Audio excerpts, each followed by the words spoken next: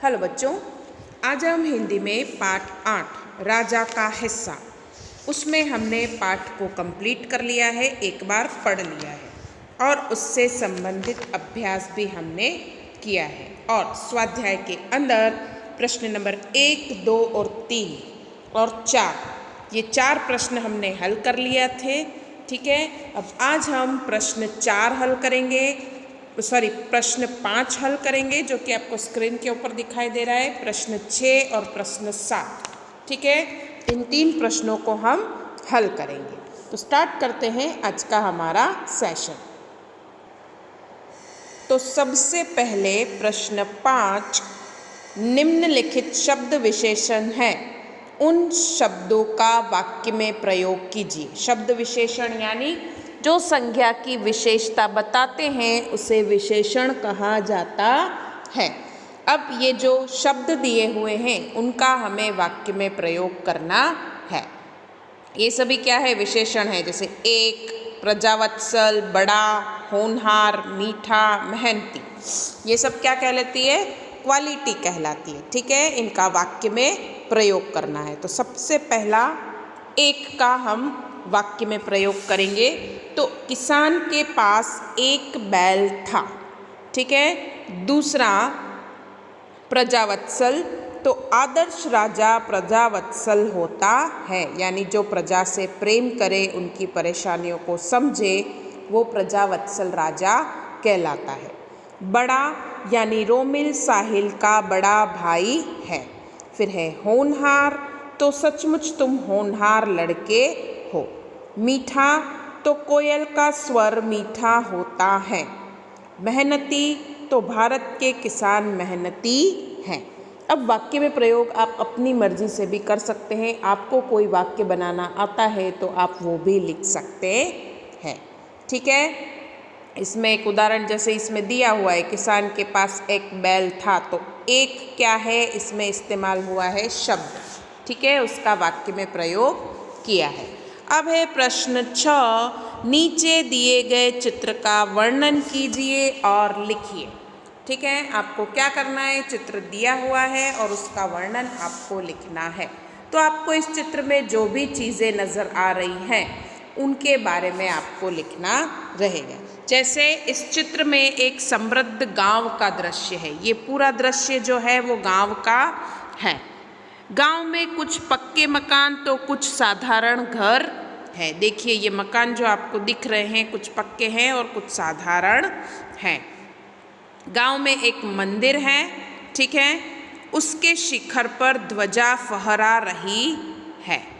गांव के बाहर एक पक्का कुआं है। ये देखिए ये कुआं है। कुएं से कुछ दूर एक बैल खड़ा है। गांव में जाने का रास्ता साफ सुथरा है। देखो ये पूरा रास्ता जो है वो गांव में जाने का है। एक लड़का और एक लड़की गांव में जा रहे हैं। ये लड़की और ये लड़का। चित्र में एक और गांव से लगे हुए खेत हैं। ये पूरे खेत हैं। एक खेत में तैयार फसल दिखाई दे रही है। ये देखिए, और पौधों पर बालियां हैं। देखिए ये सब बालियां हैं। उसके बाद खेत में बैठे हुए व्यक्ति के हाथ में हंसिया है। ये व्यक्ति क्या कर रहा है? हंसिए से फसल को काट रहा है। खेत में धान के पौधे हैं। ये सब धान के पौधे हैं। खेतों के आसपास पेड़ लगे हुए हैं। ये देखो। ठीक है, इस प्रकार चित्र में दिखाया गया गांव सचमुच सुंदर है। आपको इसमें पिक्चर में जो जो भी चीज़ें दिखाई दे रही है उनके बारे में आपको लिखना रहेगा। ठीक है, नेक्स्ट क्वेश्चन है, निम्नलिखित परिच्छेद का अपनी मातृभाषा में अनुवाद कीजिए। मातृभाषा यानी कि आपकी गुजराती भाषा। अगर लिखा हुआ है कि अंग्रेजी भाषा में अनुवाद कीजिए तो आपको अंग्रेजी भाषा में अनुवाद करना रहेगा। जैसे यहाँ लिखा है, राजा भोज ने रथ रोका और किसान के पास जाकर कहा, भले आदमी तुम यह क्या अत्याचार कर रहे हो? भला कहीं स्त्री को भी हल में जोता जाता है? तो इसका हिंदी में गुजराती में, तो राजा भोज ભોજ રાજાએ રથ રોક્યો અને ખેડૂતની પાસે જઈને કહ્યું, ભલા માણસ, તું આ કેવો અત્યાચાર કરી રહ્યો છો? અરે ક્યાંય સ્ત્રીને શું હણમાં जोतराती हसे? इस तरह से इसका वाक्य बनाना है गुजराती में। ठीक है। नेक्स्ट एक्सरसाइज है इसमें ये वाली एक्सरसाइज।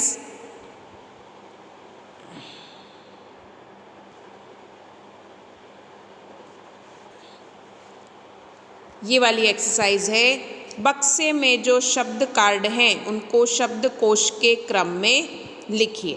शब्द कार्ड दिए हुए हैं, उनको शब्दकोश के क्रम में, यानी कि पहले अ, अम इनके शब्द आएंगे, उसके बाद जैसे क से ज्ञ तक जिस सीक्वेंस में शब्द होते हैं, अक्षर होते हैं, उस सीक्वेंस में इन शब्दों को जमाना है।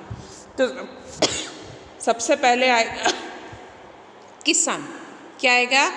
किसान। पहला है किसान। ठीक है। फिर आएगा खेत। क के बाद क्या आता है? ख। तो आएगा खेत, ये दूसरे नंबर पर खेत। फिर तीसरे नंबर पर प्रजा, ये। ठीक है। फिर चौथे नंबर पर प्रसन्न।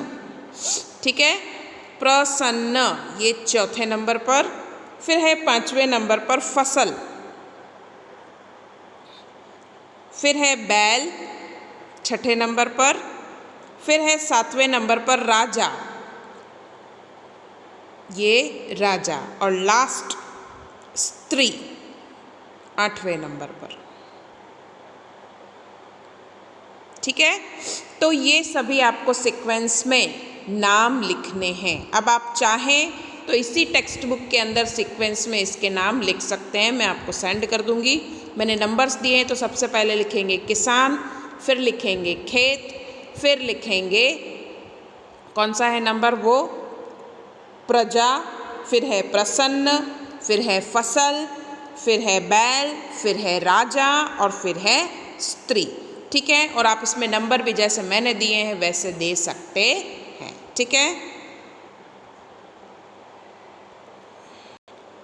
अब इस चैप्टर के अंदर ऑब्जेक्टिव टाइप क्वेश्चन यानी कि ऑप्शन वाले क्वेश्चन, जिसे वैकल्पिक प्रश्न भी कहा जाता है, वो मैं करवा रही हूँ। पहला है, राजा भोज किस पर सवार होकर राज्य का भ्रमण कर रहे थे? तो किस पर? रथ पर सवार होकर राज्य का भ्रमण कर रहे थे। दूसरा, खेत किससे जोता जाता है? तो हल से जोता जाता है। तीसरा, अपने काम के प्रति किसान की कैसी भावना थी? तो लगन। चौथा, खेत में मोती की फसल देखकर किसान को डैश हुआ? तो आश्चर्य हुआ। ठीक है। अब आज आपके होमवर्क के अंदर आपको क्या करना है, ये वाली जो एक्सरसाइज है वैकल्पिक प्रश्न, इसको नोटबुक में लिखना है।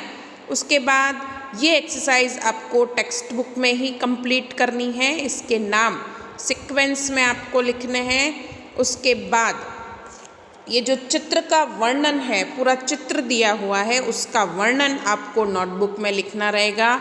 और ये जो है वाक्य में प्रयोग, ये आपको नोटबुक में लिखना रहेगा। उसके बाद मातृभाषा में अनुवाद कीजिए, ये भी आपको नोटबुक में लिखना है। ठीक है। तो ये तीनों प्रश्न आपको नोटबुक के अंदर कंप्लीट करने हैं और वैकल्पिक प्रश्न लिखने हैं। आई होप आप लोगों को मेरी बात समझ में आई होगी। धन्यवाद।